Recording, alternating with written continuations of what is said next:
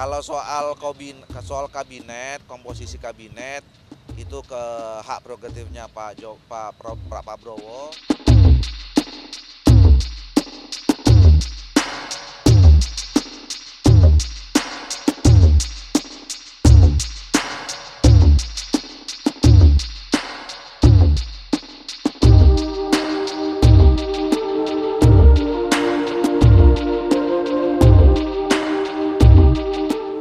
Kami melihat bagus-bagus saja, ya.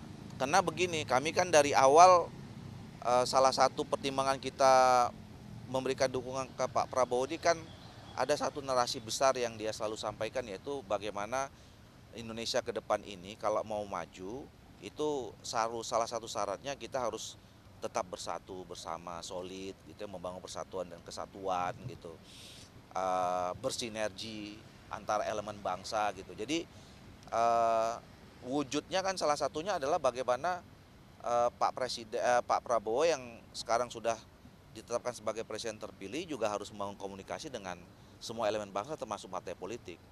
Nah, cuman ada hal yang berbeda, ya. Saya kira komunikasi politik itu menjadi mutlak penting, ya, dilakukan, gitu.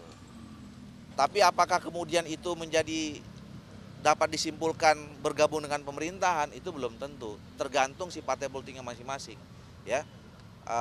Dan oleh karena itu, kalau komunikasi politik itu sudah dilakukan dan terus dirawat, ya, urusan berada di dalam atau di luar pemerintahan saya kira udah nggak jadi soal lagi, karena itu menjadi sama mulianya. Tapi Ya. dikhawatirkan mengurangi jatah Golkar sih, Pak? Kalau soal kabinet, komposisi kabinet itu ke hak prerogatifnya Pak Prabowo. Saya yakin Pak Prabowo sudah paham, punya rumusan sendiri, ya, siapa-siapa saja, dari mana saja, berapa banyak dari mana saja partai politiknya, gitu. Dan beliau saya kira seorang politisi, sekarang sudah jadi presiden yang juga cukup punya pengalaman, tahu persis, punya rumusan, udah punya rumusan sendiri dan komunikasi dengan partai politik terutama yang tergabung dalam koalisi maju, apalagi dengan Pak Erlangga juga udah sama-sama paham lah mereka itu. Jadi kami nggak akan merasa terganggu. Dengan Golkar Ada komunikasi kekhawatiran gimana, misalkan Pak? tadi kan hari ini kan Pak Prabowo ketemu sama Nasdem ya, sama Pak Surya Paloh, tuh nggak khawatir misalkan ada mungkin pembahasan kursi yang berujung pada mungkin kekurangan kursi dari Golkar sendiri nggak? Nggak, ya, makanya saya kira Pak Prabowo pasti sudah punya rumusan sendiri.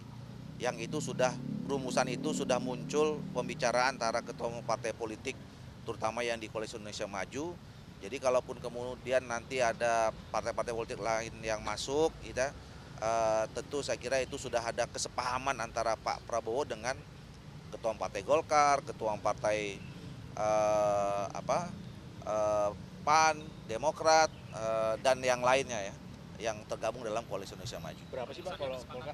Ya, Berapa sih, Pak? yang tahu Pak Prabowo, Pak Erlangga, dan Allah Subhanahu Wa Taala. Pak, rumusan yang disepakati apa antara Pak Prabowo dan pimpinan partai yang berkoalisi? Belum selesai, kan ini pelantikannya masih 20 Oktober, masih panjang, gitu. Walaupun saya yakin sudah ada pembicaraan awal, ya, tapi finalnya kan nanti masih lama.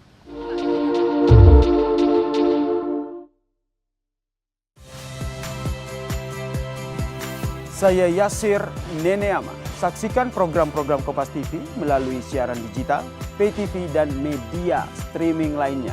Kompas TV, independen, terpercaya.